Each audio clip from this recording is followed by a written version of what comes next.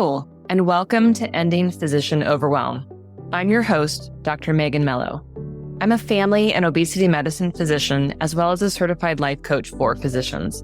In this podcast, we talk about how the learned habits of people-pleasing, perfectionism, and a lack of boundaries show up in our lives and how they contribute to burnout, exhaustion, and overwhelm. The healthcare system is broken, my friends, but let's not wait for it to be fixed in order to feel better.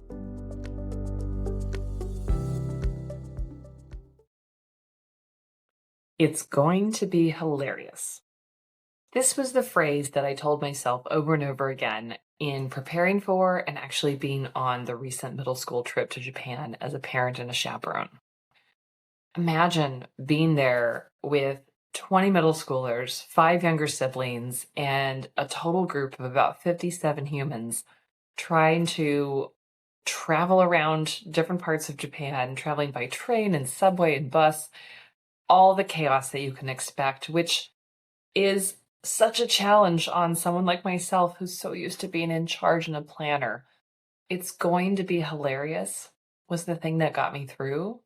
And today we're talking about ways that we can help to speak to ourselves more kindly to navigate the so many challenges that we face. Now, traveling to Japan with said middle schoolers, it doesn't rank that high on the list of challenges, but let's think through the things that you have faced. College, medical school, residency, fellowship, perhaps parenting, perhaps taking care of aging parents, right? There have been many, many challenges in our lives, and every time we accomplish one thing, we immediately looked on to the next phase without ever stopping to acknowledge where we'd been or speaking kindly to ourselves along the way, right? We are so used to just driving ourselves harder and harder, and the journey gets more and more difficult as we go, including because of that tendency that we have. So again, today we are kind of busting through that. We are no longer going to be stuck in this narrative where we have to think of it as harder and harder all the time. Yes, we can do hard things, but we will start to do it with more kindness, with more self-celebration. And today we're talking all about it. So today we're talking about 3 simple tools that you can turn to, things that you can use on a consistent basis. And I use all of these things pretty regularly. I haven't named them all as we are going to do today, but I find myself just having a much more positive attitude in general and enjoying more of my time. So if that sounds good to you, then let's dive right in. Tool number 1 is about anchoring sentences. These are pre-thought out phrases that you can turn to when you're facing something challenging. This might be very specific to you. I don't know about you all. I did not enjoy middle school. I did not enjoy hanging out with other middle schoolers. And so the thought of traveling with a whole gaggle of them, as well as their parents, most of whom I didn't know, some of them I did, it's just not my jam, right? But having the phrase, "it's going to be hilarious," allowed me to stay in that vibe, right? Tricking my brain every time that something stressful came up, I could remind myself, oh yeah, I'm going to laugh about this, right? Saying to yourself, it's going to be hilarious, or tomorrow I'm going to laugh about this, or next year I'm going to laugh about this, right? Having those sentences in your mind that you can turn back to can be a really powerful way to reframe. We are not talking about affirmations here. We are talking about sentences, again, very simple sentences that you can use to reframe your perspective, especially in a situation that you might find challenging. So it's going to be hilarious. Future me will laugh about this. We can do hard things. Any of these types of sentences will help to interrupt the spiral of thoughts that we can so easily find ourselves in, right? Instead of swirling over and over again about travel details that I wasn't in on, right? We had some travel details, but this was a planned trip. I didn't have to plan and make all the arrangements, which meant that I didn't have the usual control, right? And the usual cycle of worry wanted to start, but stopping myself with, it's going to be hilarious, reminds me to just let go. To use this tool, you might need to pause and think, what would my best friend say to me that would pull me out of the stress that I'm feeling, out of the funk? Um, what would they say? How would they grab my attention so that I didn't sit and stew? I was so grateful to my patient who suggested it's going to be hilarious. As soon as she said it, I latched right on. And again, that carried me through some interesting adventures, as you might imagine. So that's tool number one, anchoring sentences. Tool number two is small celebrations. If you have kids, if you're around kids, you know how often we celebrate the smallest little achievement, right? They took a step, right? They went poo-poo on the potty, right? And we say, good job. We say, yay. We celebrate them. We ask them for high fives, any little thing. And you can see the delight on their face. We adults use that as positive reinforcement to help get kids to do things that we want them to keep doing. And yet, we absolutely stop doing that for ourselves as adults. Now, are we going to create a culture where we high five each other all the time? Maybe.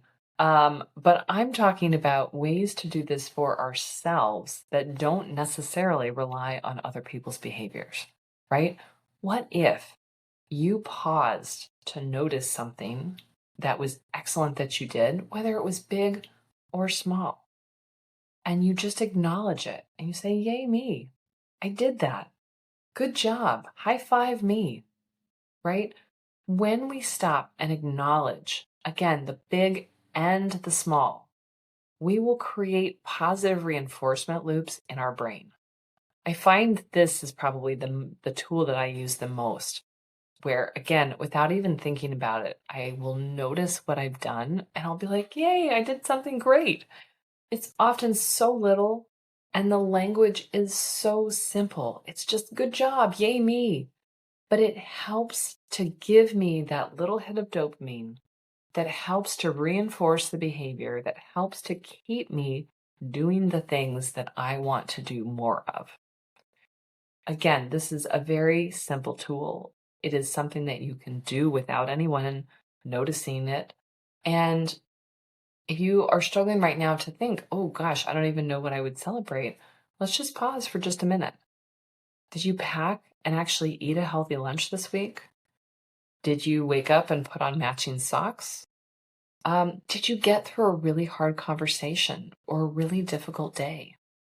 Did you close half your notes on, any given day before the end of the day? Any of these little things could be things that you celebrate because you want to acknowledge the work that you've done. This can be really incredibly powerful, and we overlook it over and over again. You could very easily look at a tool like this and think, well, that's just lowering the bar, right? Might as well not even clear. What we are doing here is actually celebrating the bars that we've cleared. You have jumped over high things, you have jumped over low things. The more often you celebrate yourself jumping over any of the things, the easier and better that becomes, right? So just pause the episode right now, and I want you to name out loud something cool that you did this week. It could be big, it could be small, but just celebrate it and notice, hey, I did that. I got that done. That's been bothering me. Or, I did better this week at closing my notes than I did the week before. I did better at managing my inbox. I made sure to enjoy my first sip of coffee. I put on clean pants. Whatever it is, stop and acknowledge and celebrate. Create those positive reinforcement loops. You will find yourself having a happier day, I guarantee you. And 3 is similar, but it's future thinking, which is giving yourself a quick pep talk. Imagine looking at your schedule, or if you're in the hospital, looking at the patients that you have on your roster today, and you see that patient. You're worried about that encounter. You've met this patient before. Maybe you're taking care of them for many, many years in clinic. Maybe you just saw them yesterday for the first time in the hospital. But there's something about that encounter that is making you dread going into that room. This is a great time to pull out a quick pep talk. And it might be as simple as, you've got this, right? Giving yourself the boost that, again, a friend would easily give you, knowing that you can manage it, and that we sometimes need to remind ourselves, oh yeah, I can manage that, right? If we want to take this one a little bit deeper, there are a few elements that you could put in for a more comprehensive pep talk that still won't take you more than a minute. First, name what's hard. What is it about this patient or this situation or this encounter that you are looking at as challenging, right? That's going to be different for each of us. We all have different things that we are good at. We all have different things that we struggle with. It might be the person. It might be the diagnosis, right? It might be something else about the situation. Name it out loud. What is it? Number 2 is acknowledging how you've handled things before. That could be that you have taken care of this particular patient before and you've survived every encounter that you've had with them. It could be that you have navigated similar challenges where maybe there's a diagnosis that you don't know very much about, and you've managed that in the past, and you can do the same in this circumstance. Number 3 is setting your intention. Who do you want to be going into this encounter? Who do you want to be stepping into that exam room or that hospital room? When you put these 3 things together, naming what's hard, acknowledging what you've accomplished before, and setting your intention, you have a beautiful little quick tool that you can engage anytime, anywhere, to take you into that encounter and help you get through it, setting yourself up for success. Let's imagine that we have a difficult patient, somebody who's grumpy, who's snippy, and you just don't enjoy that person, right? We can name that. I have a hard time seeing so-and-so because it seems like no matter what I do, they're always dissatisfied. I'll acknowledge that although it's difficult for me to see patients like this, I have handled it 100% of the times that I have managed it before. Sometimes I've done a better job, and sometimes I've not done as good a job. But no matter what, I've always gotten through it. I've always learned, and this patient continues to come back and see me. 3, set the intention. Who do I want to be going into that room? I want to be the kind of grounded, kind human who is there to show up with my presence and my expertise, and to know that I can handle it, right? That simple process, I'm sure, took less than a minute, right? We can go back and check the transcript, but who cares, right? It's very short. It's very simple, and you can do that. You pull that tool out when you're going into a situation where something might be challenging and you anticipate that, but you're setting yourself up for success. The same way, again, that you might prop up a friend or a friend might prop you up, right? Letting you know that, yes, this is a challenge, and yes, you can handle it. And you know who you want to be going into that room, going into that conversation. being in this relationship. So, all of these little tools, right? We've got anchoring sentences that we can just drop into our day or drop into a challenge. We've got mini celebrations where we pat ourselves on the back, where we give ourselves a high five and just notice the amazing job that we just did, whether it was big or small, savoring those moments and helping to create a positive reinforcement loop. And third, these quick pep talks, ready to pull out when you're about to head into something challenging and you want to center and ground yourself, right? So that you can be the best version of you that you can muster in this moment, right? Going into that encounter, right? And I'll absolutely put a pin in that, right? That it is important to acknowledge that the amount of juice we have going into difficult situations is different on different days. That's just human. And there's nothing wrong with that. But when we give ourselves that pep talk, we are acknowledging who we want to be on that day in that circumstance, right? Navigating this particular situation. Using these tools helps to create kind language in our brain, helps to, again, create this positive reinforcement that helps to give us a boost. Again, I can look back probably on the last couple of years and really notice how these things have sort of dribbled into my day-to-day existence and the difference they make. I notice too when I am out of step in using them, where I am not relying on these tools and I find myself being grumpy and cranky and not the person that I want to be. I can bring myself back, and you can too, by remembering to pepper these things in. So this is an episode probably to listen to maybe an extra time, maybe write yourself some notes, and really take the time to think about what are those circumstances where having an anchoring sentence might be helpful.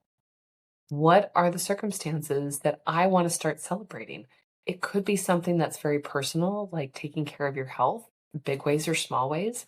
It could be something about your work day that you want to acknowledge. Again, you could high five yourself every time you close a note. You could celebrate when you have sent a portal message and the patient wrote back, they wrote 7 paragraphs and you replied with, "That's an excellent point, and we need a visit," right? You set a boundary there. Good job, you. Let's acknowledge that, right? Amazing progress.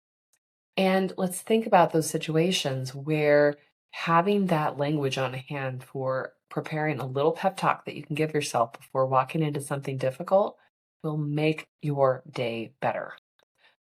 I've shared this before, another version of this that I do on a regular basis, and I notice myself doing it, and then I sort of reinforce and do it again, is when I walk out of my exam room to go down the hall, a very short distance to go and grab my patient from the lobby, no matter what, especially if it's a difficult patient, I put a little smile on my face. I might take a breath. Then I put a smile on my face, not a fake smile. I just made a fake smile if you're watching the video, but I put a smile on my face. And by the time, I'm 3 or 4 steps out of the door, I am ready for that patient. It is a small grounding technique. It falls into the bucket of the mini pep talk. It's just, there's no words. My mini pep talk is just, I'm resetting myself. I'm reminding myself that the person that I am is going to be happy to see my patient and bring them back and welcome them into my exam room because that is the environment that I want to have. These tools are there for you. And this is so much of the work that I do when I am working with physician clients. If you need help with these things, I want you to reach out.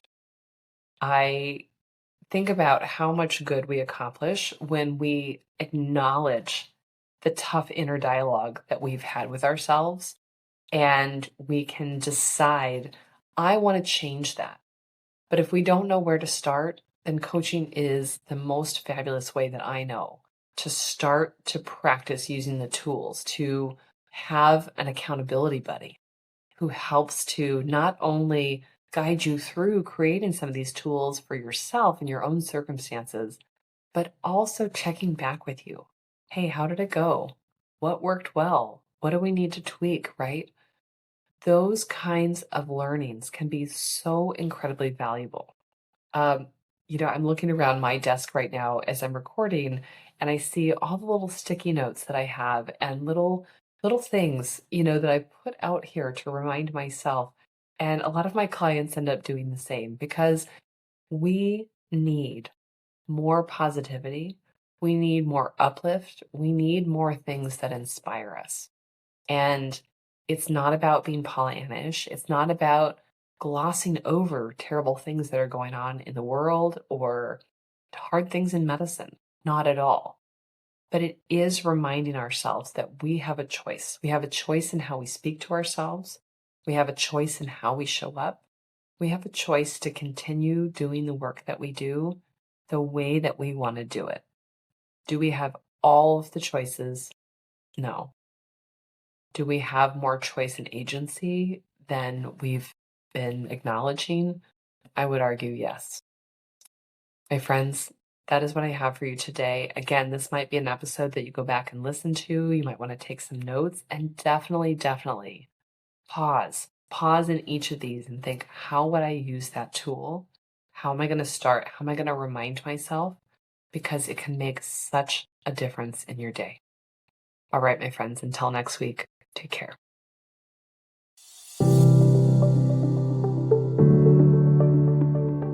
Well, that's our show for today. Thank you as always for listening.